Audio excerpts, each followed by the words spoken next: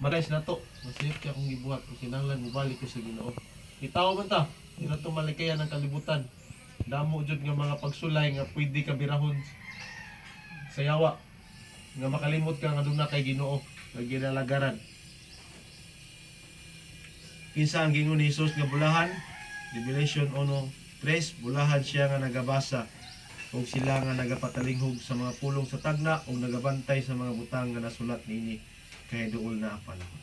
Mo nagisubli-subli sa Ginoo pang panahon mga kahigja, kalamidad. Pero dili ang Ginoo may nagkuha na nagbuhat na kun dili doon naman siya opposition. Kining nagproclaim sad nga Ginoo sad siya. Pero binuhat siya sa Ginoo. Kaya ang justice man na Ginoo, so doon ay pabuto ng tawana. Ang gusto lang niya, mangamong siya. Wala, iyang plano nga tanan nga binuhat sa Ginoo, iyang madala sa katapusan. Unsa pangkatuyuan sa Dios sa iyang pulong ning kalibutan sa kangitngit. Salmo 19:105 ang imong pulong mo ilang parahan sa akong mga tiil ug kahayag sa akong halagyanan.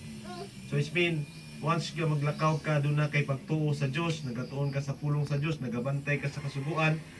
So doon na ikahayag ka nimo, special ka, pinasahi ka sa mata sa Ginoo. So it's been ang tao nga doon na Ginoo, pinasahi siya nga tao kay ano man. Iyang ginaila nga ang tag-iya sa kinabuhi iyang gisurrender niya sa tao. Sa Dios nga nagbuhat kaniya. Unsa kadugay ang pagpadayon sa pulong sa Dios? Isaiah 48, ang balili nagakalaya, ang bulak nagakalaos, apan ang pulong sa Dios nagapabilin sa walay katapusan.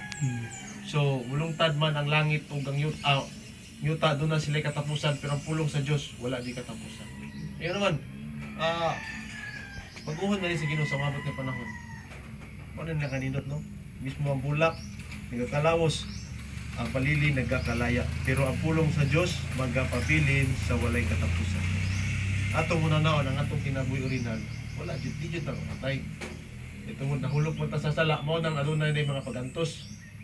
Pero kung atong balikod ang kamatayon ni Kristo dito sa cross, mo to siya bayad sa sala nga atong nabuhat.